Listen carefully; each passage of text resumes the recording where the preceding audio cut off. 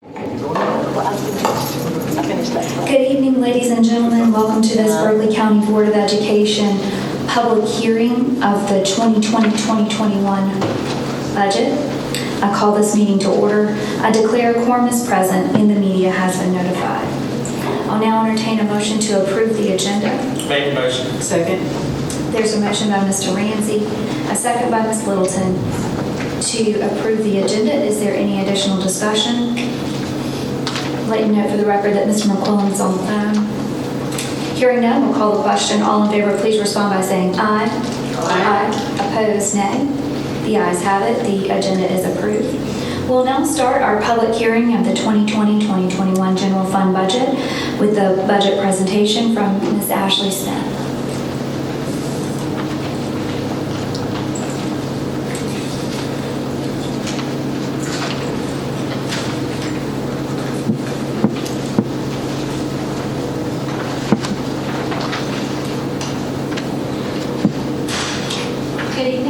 For Dr. Ingram and board members, tonight is the public hearing for the 2021 budget.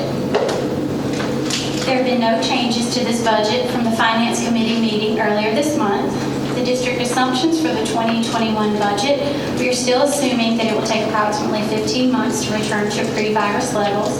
Revenue growth for the first 6 months is expected to be 0. However, we do anticipate a 5% growth in local tax revenue for the fiscal year ended June 30th, 2021. No anticipated reduction in EIA funds, and we will maintain the same millage rate of 151.8. This slide shows our revenue projections for the 2021 school year. Our largest revenue source is local tax revenue and FELO at $111.5 million, and our second largest funding source is EFA funding at $89.7 million. Our total revenue projected for 2020-2021 is $314.7 million. Our projected expenditures are listed here. 78.7% of our budget includes salaries and benefits, which totals $247.7 million. Substitutes, overtime, and stipends total $7.2 million. Workers' compensation at $2.5 million. All department budgets at $40.9 million. School budgets, which include supplies, travel, athletic support, and Kelly services at $11.4 million. 25 new teacher allocations based on growth at $1.8 million, and vacancies at $2.9 million brings our total expenditures to $314.7 million. Teacher allocation formulas will remain the same as the previous year and will not result in larger class sizes. To prepare for 2020-2021, we have developed a zero-based budget with equitable formula-based allocations.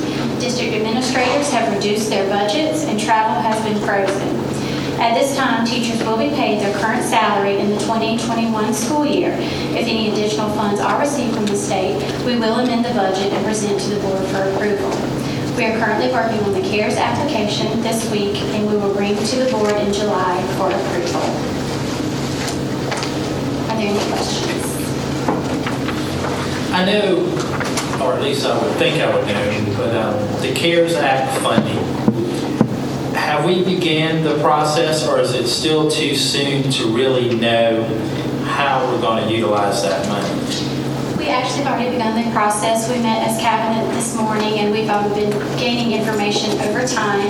I've also worked with academics and instruction, and we have put together a plan, but we're meeting again as cabinet tomorrow at 11 to discuss things in detail. I would like to know if there are any mandates if we accept that money. Is that something we'll know in July? What do you mean? Could you rephrase? If there are any federal guidelines, mandates that we'll have to follow, or Yes. are there going to be strings attached? Well, it's like we treat it like a federal grant, so it is highly monitored, and we do have very strict guidelines. Okay. And it does have to fall within the 12 bullet points that we talked about earlier. Okay. I would really like for us to know what they are. Okay. I'll certainly share that with you when I do the presentation in July. I'll make sure to go into detail. Thank you. I appreciate that. Restrictions and mandates. There you go. Thank you, Ms. Smith. You're welcome. Ms. Smith, do we have any indication indication from the state when they're going to actually pass an appropriations bill. I've heard as late as September. That was the latest that I heard was September. So hopefully we will have something by September. So July through September, we are expected just to follow our current budget. That is correct. The adopted budget from this evening, yes. And if I could just comment briefly on the CARES Act money, Ms. Conger, we also are required to loop in the private schools. So we sent an invitation to 16 private schools in Berkeley County for a meeting yesterday, and I think 6 responded. So there are 12 categories in which we can spend this money. We'll have until September 2021 to spend it. And we wouldn't be sending money to the private schools, but we would be sharing whatever kinds of services we purchased. For instance, PPE equipment, masks, things like that, also technology. So those are the main things that a lot of the districts are doing. Now, we have a lot of technology. However, the private schools, if I'm not mistaken, Dr. Wolf, they wanted PPE and technology. So we would be compelled to spend at least part of the money in those arenas. And it won't be like we get the $6.78 million at one time. It will be a drawdown as we spend over time. So that's kind of how it works. Thank you, Doctor. I have a question on that same issue.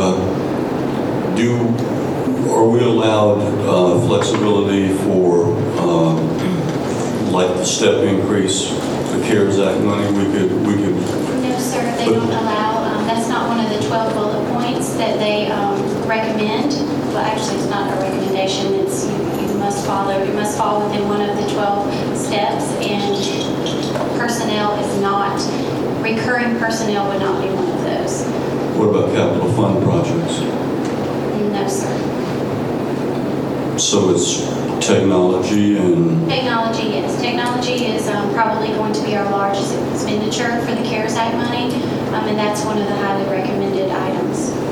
One of the only things you can spend actual personnel on, Mr. Barrow, is say you wanted to contract additional social workers for intake, back into school or to, for whatever you needed to get through next year to be successful to try to improve our mental health from being in quarantine. You can get those services, but you can't hire full-time employee social workers. That's right. You can do like a short time, and where it wouldn't be that the general fund would have to pick up the expenditures in the following year. You can do exactly what Chair Walker stated. Hand sanitizing stations, PPE. I think it was one of our first budget workshops. We went through all of the. And I'll certainly go over that again when I bring the CARES Act budget to the board. I'll make sure to go over the 12 items and any mandates and regulations that we have. So from a planning perspective, as soon as the state passes a budget, we'll pick this back up. We'll come back through committee because I think best case scenario, we're expecting them to give us more money. If they give us less money, it could be a worse situation. If they give us more money, then we can look at step increase. We can go retroactive like we did last year. That's right. And be able to handle it. Or if revenues come in higher than we've budgeted. We can amend the current budget and move forward. But then if it comes in less, we would have to amend and. Yes, we would have to amend if it comes in the opposite way, yes. Any other questions? just one other comment. It's probably Dr. Whitley's bailiwick. The 25 additional FTE. Have those been determined where you're going to utilize those from elementary, middle, and high, or are you still working on that? Those will be for growth. For growth. So So the area that at this point that we're having is the Westview area. okay, but those principals haven't been notified of the increase in FTE yet? No, we've been talking about